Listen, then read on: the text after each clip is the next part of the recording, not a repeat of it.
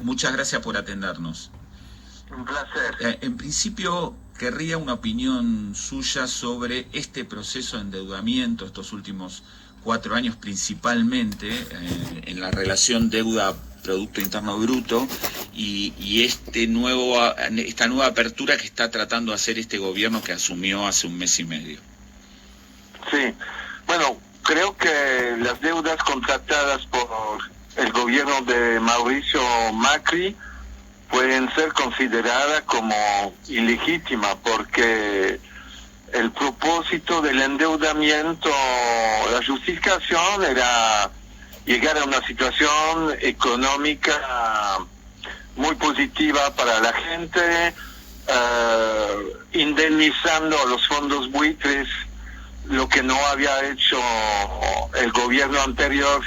Supuestamente iba a mejorar todo y en realidad lo que pasó es, como usted lo mencionó, un aumento muy importante del endeudamiento con tasa de interés importante. El bono a 100 años es a 7,25 de tasa de interés, cuando la tasa internacional aquí en Europa, la tasa del Banco Central es 0%. Se otorgan créditos a países europeos a tasa negativa o tasa, por ejemplo, Italia paga menos de 1% y Italia tiene una deuda importante.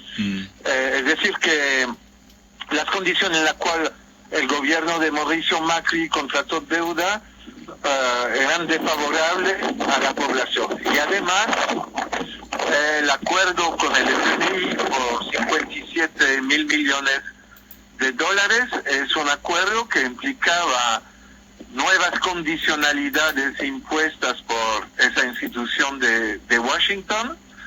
Claro, el país recibió 44 mil, no llegaron todavía los 57 mil y el gobierno de Alberto Fernández dice que no va a pedir nuevos desembolsos. Entonces Argentina se queda con 44 mil millones de dólares de deuda con el FMI, y es claro para mí que el FMI otorgó ese crédito a Argentina sin respetar sus reglas internas que dicen que no se puede prestar a un país un crédito si el crédito no hace sostenible el pago de la deuda. Entonces, otorgar una tal cantidad de dinero a Argentina, que se encontraba en una situación económica en 2018 ya difícil, era en contra de las propias reglas del FMI. Era en realidad una ayuda política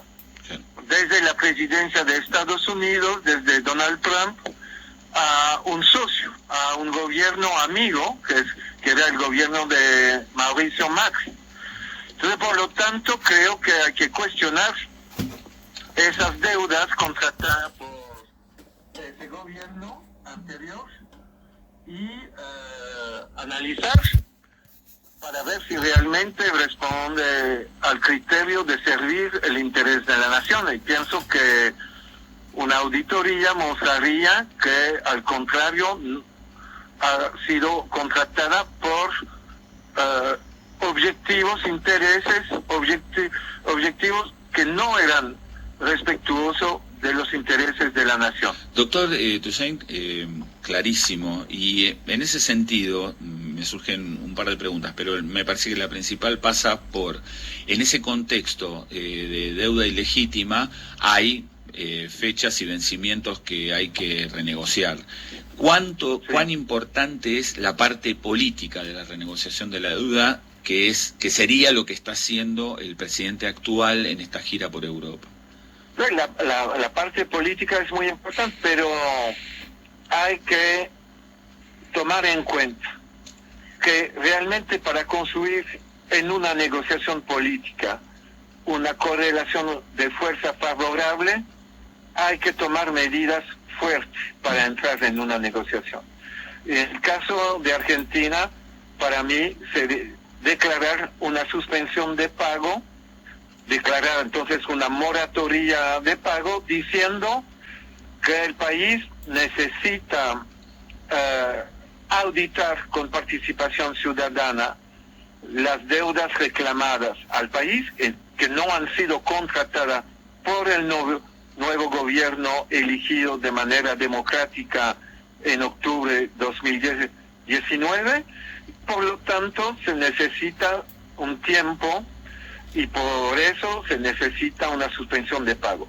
Haciendo esto, puedo asegurarle que los acreedores tendrán la obligación de sentarse en la mesa.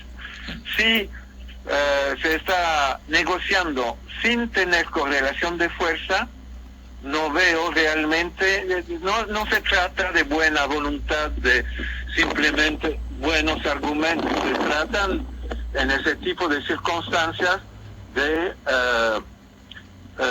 poner por el lado de Argentina argumentos prácticos fuertes. Claro. Y la suspensión, en ese caso, es un elemento central. Y recuerdo que el mismo ministro Martín Guzmán, antes de ser designado como ministro de Economía, defendía esa perspectiva de una suspensión de pagos de 2 años. Claro. Es elemental para mí. Claro, doctor, además, sí, tal cual.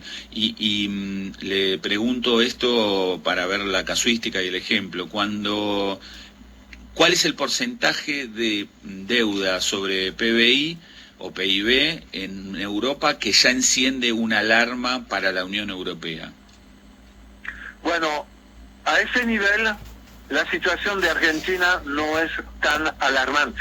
Para hablar con toda franqueza, usted introdujo seguramente haciendo, sin decirlo explícitamente, los criterios de Maastricht, que dicen que un país de la Unión Europea o de la zona euro no puede tener una deuda superior al 60%. Claro.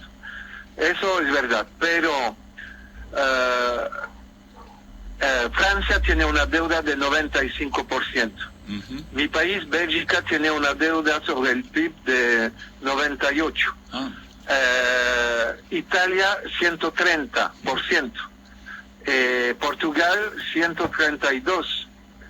Y Grecia, 670%. Sí, y solamente Alemania, creo que Alemania es alrededor del 80%, Luxemburgo, pero Finlandia. Todos pasan ese nivel. Pocos países que tienen una deuda inferior al 90%. Así como en sí el porcentaje no es fundamental. Lo que es fundamental son los intereses que hay que pagar. Y los países europeos pagan una tasa de interés de casi 0%, mientras Argentina paga tasa de interés al FMI, creo que debe ser tipo 3%, y el bono a 100 años 7,25%. Y eso hace que el peso del servicio de la deuda, el peso del pago de los intereses, es insoportable, insostenible para Argentina. Clarísimo. Doctor... Por eso la necesidad de suspensión y de tener una negociación con una posición de fuerza. Claro, y se vuelve fundamental eso que usted está diciendo de la renegociación, dentro del proceso de renegociación. Doctor Eric Toussaint, le agradecemos muchísimo compartir los conocimientos con la Radio Pública Argentina. Ha sido un placer y suerte para Argentina. Ojalá. Y el pueblo argentino. Muchas gracias, muchas gracias de verdad. Eric Toussaint es historiador, doctor en ciencias políticas, es belga, está en Lieja, en la ciudad de Lieja, Bélgica. Escucharon, ¿no? Puntualmente, lo que es un experto en deuda. Lo que sugiere es, primero, una auditoría de cada uno de los pedidos al Fondo Monetario Internacional, principalmente, que es el organismo que mayor préstamos hizo a la Argentina en los últimos 4 años.